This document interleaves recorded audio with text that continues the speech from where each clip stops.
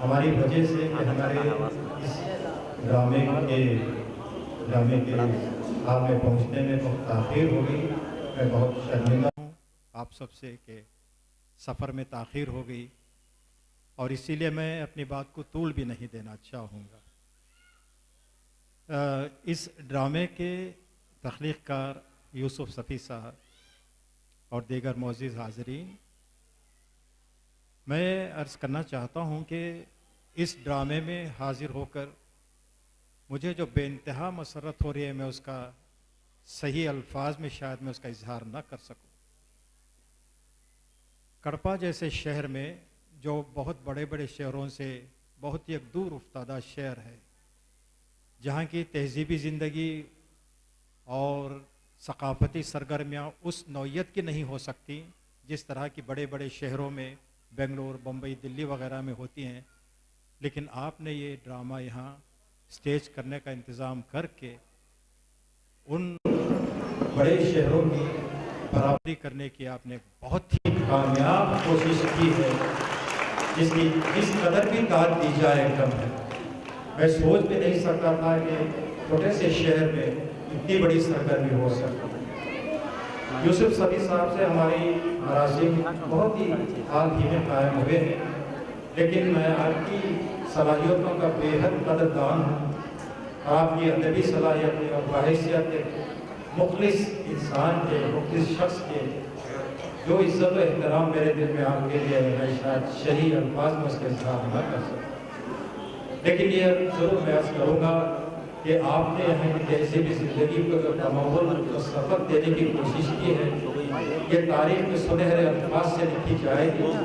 और आपको याद होगा कि एक शख्स ऐसा भी है हमारे दरमियान जो हमारी तहज़ीबी ज़िंदगी को ज़बान अता कर सकता है, जो उसको स्टेज पर पेश कर सकता है, जो आप सबके एहसासात में शरीक हो सकता है। मैं इस कामयाब कोशिश के लिए यूसुफ सफ़ी साहब को मुबारकबाद पेश करता हूँ, इसलिए भी कि मुझे ये शरफ़ हासिल है कि जब आपने ड्रामा तख्लीक़ किया तो सबसे पहले मुझे उसकी कापी भेजी, मुझे इज़्ज़त उन्होंने दी कि मैं आपके ड्रामे का बिल-इख्तियार मुताला कर सकूँ। मेरा तासुर ये है कि सुल्तान पर बहुत सी किताबें लिखी गई हैं, तारीख़ की बड़ी बड़ी किताबें लिखी गई हैं, और एक नावल भगवान गिरवानी ने कसरत ऑफ टीपू सुल्तान के नाम से लिखा है। गिरीश कर्नाड ने ड्रीम्स ऑफ टीपू सुल्तान के नाम से उनके मुख्तसर ज़िंदगी के ये पहलू को उन्होंने पेश किया है। लेकिन सफ़ी साहब के ड्रामे में जो टीपू सुल्तान आपको नज़र आता है, ये फातिह हुक्मरान नहीं है, बल्कि एक ऐसा इंसान है जिसकी निजी ज़िंदगी कैसी थी उसका अहवाल हम पर ज़ाहिर होता है।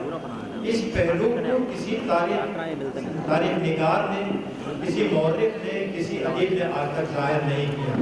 खुसूसन बच्चों के साथ और बीवियों के साथ हरम में आपकी कैसी ज़िंदगी थी, एक ऐसा पहलू है जिसे यूसुफ सफ़ी साहब ने पहली बार नुमायां किया। अगर आप ये महसूस करेंगे ड्रामा देखते हुए, मुझे पूरा यकीन है कि आप टीपू सुल्तान को यूँ महसूस करेंगे जैसे वो आपके दरमियान है और आप उनकी ज़िंदगी को अपनी आँखों से देख रहे हैं। ये बहुत बड़ा कंट्रीब्यूशन है, मैं समझता हूँ यूसुफ सफ़ी साहब का, कि उन्होंने सुल्तान की शख्सियत को सिर्फ एक बहादुर हुक्मरान की हैसियत से नहीं, बल्कि इंसान की हैसियत से आपसे मुतारुफ कराया है। और एक इंसान की हैसियत से जब आप उनको जानेंगे तो उसका नक्श जो आपके जहन पर, आपके दिलों पर बैठेगा, वो नक्श कभी भुलाया नहीं जा सके। आप कई की तारीख़ की किताबें पढ़ जाइए, लेकिन वो जो तासुर के ये शख्स हमारे दिल में उतर गया है, ये शख्स हमारे दिल में आ गया है, फंस गया है हमारे अंदर, ये एहसास आपको यूसुफ सफ़ी साहब के ड्रामे से हासिल होगा, जो तारीख़ की बड़ी बड़ी किताबों से हासिल नहीं होगा। मैं इन चंद कलमात के साथ आपको मुबारकबाद देता हूँ और आपके इश्तियाक की दाद देता हूँ कि आपने इतनी देर तक इंतज़ार किया, और इंशाअल्लाह इंतज़ार के गया वक्त ख़त्म हो जाएंगी। मैं आप सबका शुक्रिया अदा करके अपनी जगह देता हूँ। अब मैं मेरे दोस्त जो बेंगलुरु से आए हैं, जनाब ज़फ़र मुहिउद्दीन साहब, मैं उनसे गुजारिश करूँगा कि अपने तासुरात पेश करें। मोअज़्ज़िज़ ख़वातीन व हज़रात, आप सबको मेरा आदाब। चूँकि ड्रामे के लिए आप सब मुंतज़िर हैं, मैं ज़्यादा नहीं बोलूँगा, सिर्फ अब सफ़ी साहब ने मुझसे कहा है कि कुछ कहूँ, तो मैं यूसुफ सफ़ी साहब का बड़ा मशहूर हूँ कि उन्होंने मुझ जैसे खाकसार को आज के इस ड्रामे के लिए मुझे मदद किया। और मैं क्या बताऊँ, मैं तो पिछले 30 साल से ड्रामे कर रहा हूँ, मैं पैदा भी नहीं हुआ था तब से सफ़ी साहब जो है उर्दू के ड्रामे कर रहे हैं और इस तेलुगु की सरजमीन पर उर्दू की शमा जलाए हुए हैं।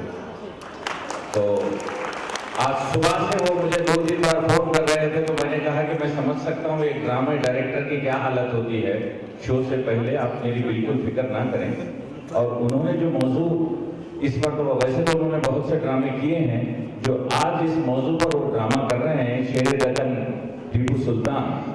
आज के दौर में टीपू सुल्तान के ताल्लुक से हमारी आने वाली नस्लों को और हमारी नौजवान नस्लों को हम उनके बारे में बताएं, यार ज़रूरी हो गया है। आप सब जानते हैं कि कुछ एक पॉलिटिकल जमातें टीपू सुल्तान के वजूद को ही मतलब मिटाने पर तुली हुई, जैसा कर्नाटक में भी देखा गया कि बीजेपी की हुकूमत में उन्होंने स्कूल से जो है टीपू सुल्तान के नाम के सिलेबस भी हटा रहे थे।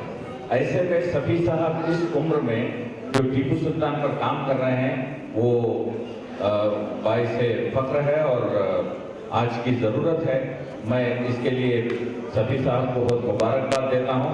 मैं एक बात टीपू सुल्तान के बारे में कहूँगा, जो नौजवान नस्ल बैठी है उनको इतना मालूम हो कि टीपू सुल्तान जैसी शख्सियत जो 18वीं सदी में उन्होंने अंग्रेजों को भगाने के लिए अहद लिया था, वैसी शख्सियत को आज हिंदुस्तान जब आज़ाद हुआ तो सभी बड़े बड़े, चाहे निज़ाम हो, चाहे राजस्थान के बड़े बड़े राजा महाराजा हो, हर जगह के, उन सब लोगों को हमारी हिंदुस्तान की हुकूमत हिंद ने उनको वजीफों से नवाजा, उनको बड़े बड़े पैलेसेस दिए, लेकिन सिवाय एक टीपू सुल्तान ऐसी शख्सियत रही जिनके बच्चों को कलकत्ता की गलियों में सड़ने छोड़ दिया।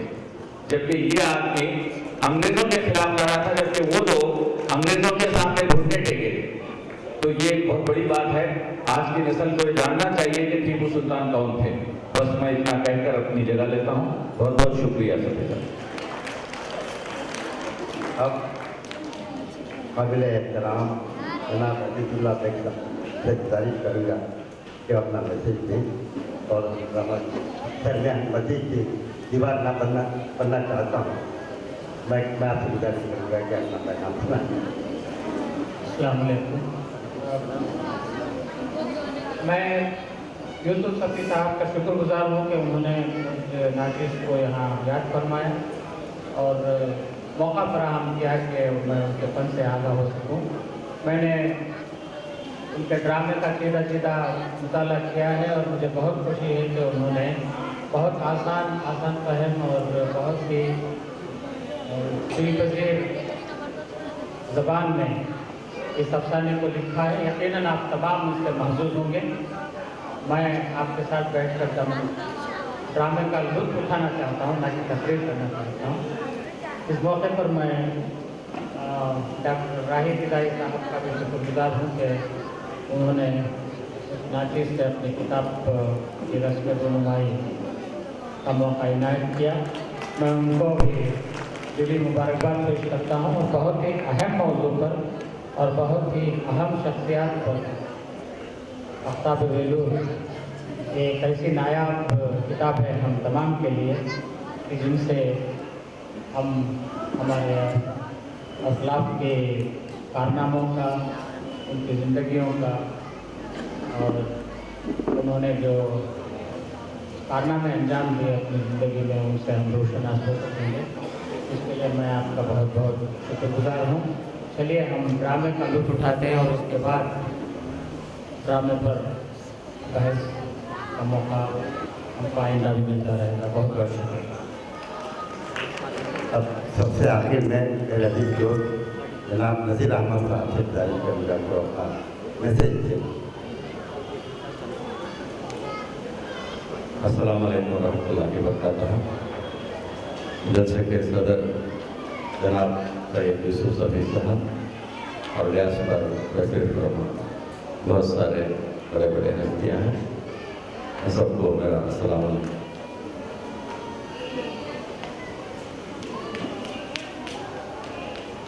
ఈరోజు టిప్పు సుల్తాన్ ముత్తూట్ డ్రామా ఇవి ఎంతవరకు అవసరము అనే విషయాలు ఇంతకుముందు మాట్లాడిన పెద్దలు చెప్పారు. టిప్పు సుల్తాన్ మతతత్వవాది అని చెప్పి కొంతమంది ఈ మధ్య ఆయన్ను చెప్పడం జరిగింది. ఎవరైతే చెప్తున్నారో వాళ్ళకు ఒక విషయాన్ని నేను గుర్తు చేయదలుచుకున్నాను. టిప్పు సుల్తాన్ గురువు ఒక బ్రాహ్మణుడు, ఒక పండితుడు. మరి టిప్పు సుల్తాన్ ఆయన రాజ్యం వెళ్ళినప్పుడు సరస్వతి దేవాలయాన్ని మరాఠీలు పగలగొట్టి ధ్వంసం చేసినప్పుడు నేనున్నానని చెప్పి టిప్పు సుల్తాన్ గారు ఆ దేవాలయాన్ని పునరుద్ధరించి మళ్ళా ఆ దేవాలయంలో పూజలు పురస్కారాలు చేసేటట్టు చేసిన మహానుభావుడు ఎవరంటే టిప్పు సుల్తాన్. ఆయన రాజ్యంలో ఉండే ఎన్ని దేవాలయాలు ఉన్నాయో అన్ని దేవాలయాలకు ధూప దీప నైవేద్యాలు అందించేంత వరకు ఆయన ఉన్నంత వరకు సహాయం చేస్తూ వచ్చిన వ్యక్తి ఎవరంటే టిప్పు సుల్తాన్. టిప్పు సుల్తాన్ స్వాతంత్ర సమర యోధుడు.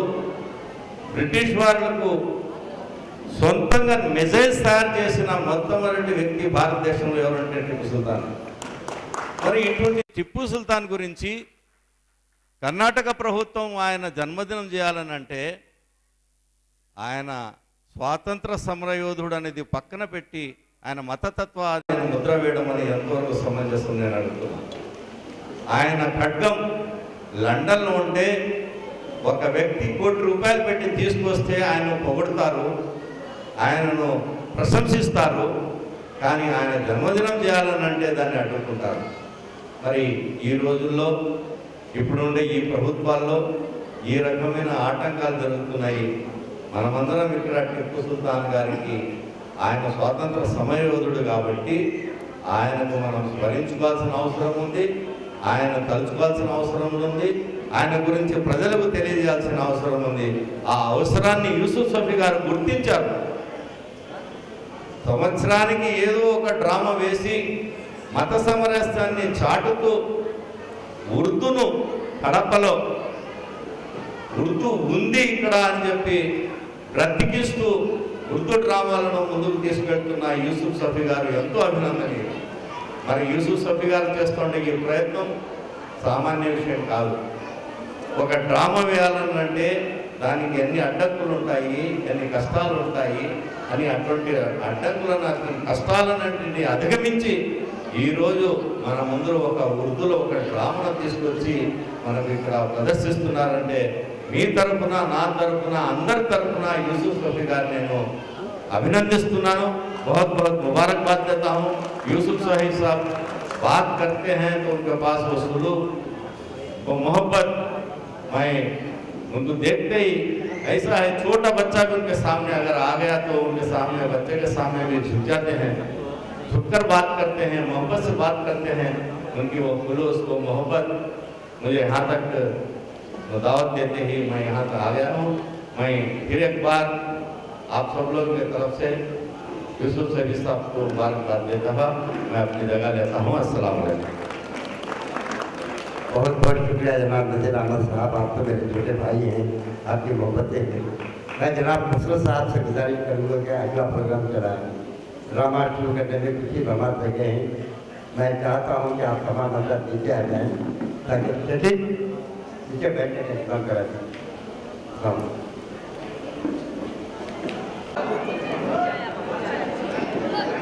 हेलो 8 10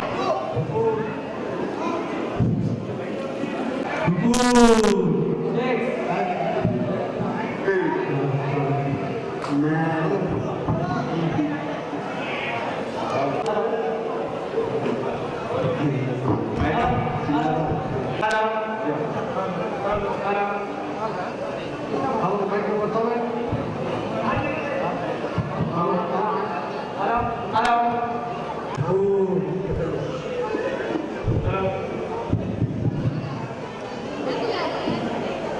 भगवान को एक